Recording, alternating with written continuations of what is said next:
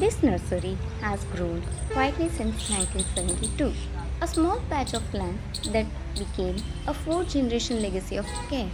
As we walk through its green pathways, we see indoor plants bringing calm, tall palms holding old stories, and blooms adding soft color to every corner. Here, we also learn the simple art of potting, choosing the right soil, settling the roots, and giving each plant the support it needs to grow. This is a place where nature isn't just grown but nurtured.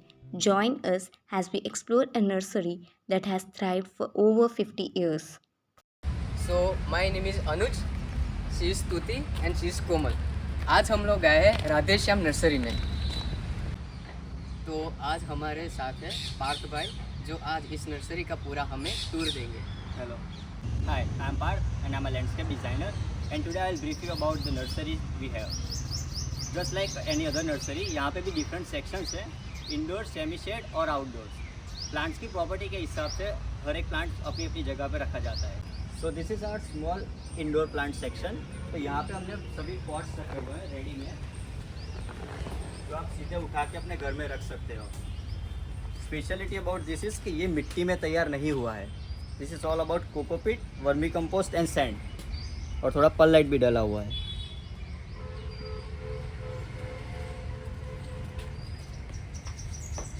सभी plants ऐसे तैयार हुए हैं.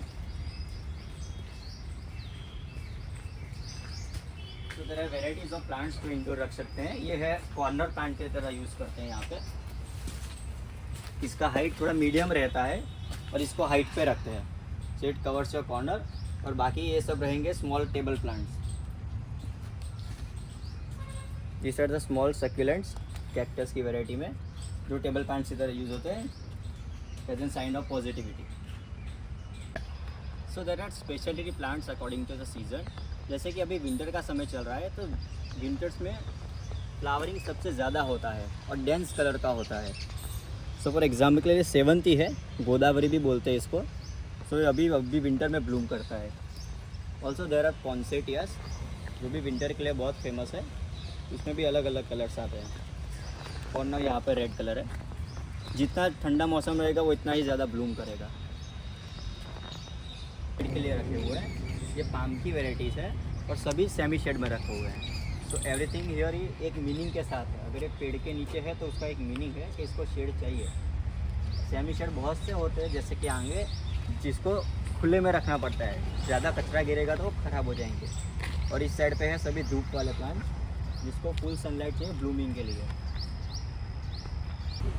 અત્યારે over 2000 species છે ટ્રીઝની, અને all over ઇન્ડિયામાં અમારી જોડે સ્પેશિયાલિટી છે નેટિવ ટ્રીઝ.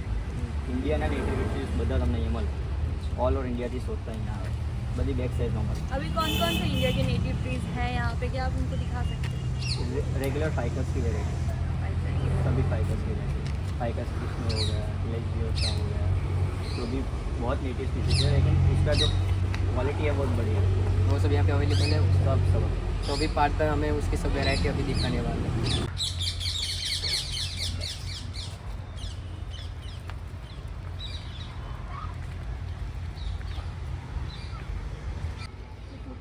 का बैक साइज है. So this is biggest back size you get. Maximum जो आता है वो ऑफ पेपर आता है 45 बाय 45, लेकिन ये बिगेस्ट साइज है बैक साइज का. तो नर्सरीज में यूज होता है 40 बाई 40 बाय 40, बिगेस्ट साइज आता है, ऑलमोस्ट 3 फीट. इसका ही साइज कौन सा है? ये टैबू भी है, टैबू भी अवेलेबल है. सीजनल इसके फ्लावर्स हैं, पूरा येलो हो जाता है. ये आपने हाईवेज में देखा होगा, पूरा येलो हो जाता है, पूरा पिंक हो जाता है. इस टेबुलिया की फैमिली आती है. एक एवेलेंडे आता है, एक दूसरा रोजिया आता है. रोजिया पिंक होता है, एवेलेंडे येलो आता है. अब हम आपको दिखाने वाले हैं कि हम किसी प्लांट की पॉटिंग कैसे करते हैं. तो ये हमने यहाँ पे एक पॉट लिया है. जो भी पॉट हमको सेलेक्ट करना है वो हमें प्लांट के बेस और गर्ज के हिसाब से सेलेक्ट करना है. जैसे कि ये प्लांट आप देख सकते हैं कि इसका जो बेस है वो थोड़ा चौड़ा है, तो हमने थोड़ा चौड़ा पॉट लिया है. वैसे यहाँ पे जो ये प्लांट है ये थोड़ा सा पतला है, तो हमने थोड़ा सा नैरो टाइप का पॉट लिया है. अब हम आपको दिखाते हैं कि ये पॉटिंग कैसे करते हैं. तो आप जैसे देख सकते हैं इसमें जो ये होल है वो थोड़ा मॉइस्चर जो अगर ज़्यादा हो जाता है पॉट में तो उसको ड्रेन करने के लिए होता है. तो हमें पूरा पानी ड्रेन भी नहीं करना, इसलिए हम ऐसा एक स्टोन लेके यहाँ पे रखते हैं। फिर यहाँ पे हमने ये मिक्सचर बनाई है वर्मी कंपोस्ट और कोकोपीट की। ये एक सेमी सेड प्लांट है। इसके लिए हमने वर्मी कंपोस्ट 60% लिया है और कोकोपीट 40%। अगर कोई ऐसा प्लांट होता है जो सन में रखना है तो हम उसका मिक्सचर उल्टा कर देते हैं। कोकोपीट हम 60 लेते हैं और वर्मी कंपोस्ट 40। अभी इसमें हम ये मिक्सचर भरने वाले हैं। हमें पूरा मिक्सचर नहीं भरना, हमें क्या इसमें 20% मिक्सचर भरना है।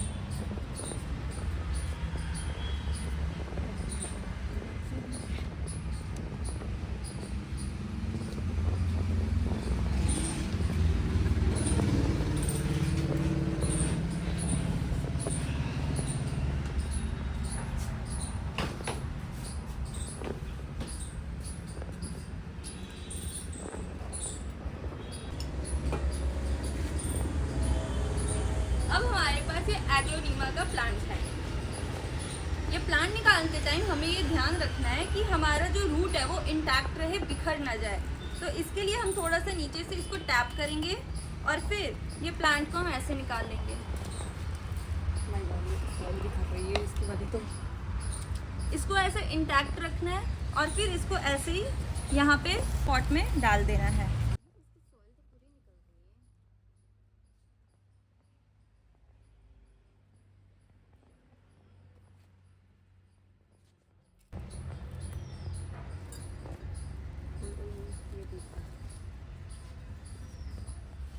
जो बाकी का बचा हुआ स्पेस है उसको भी हम इस मिक्सचर से भर देंगे।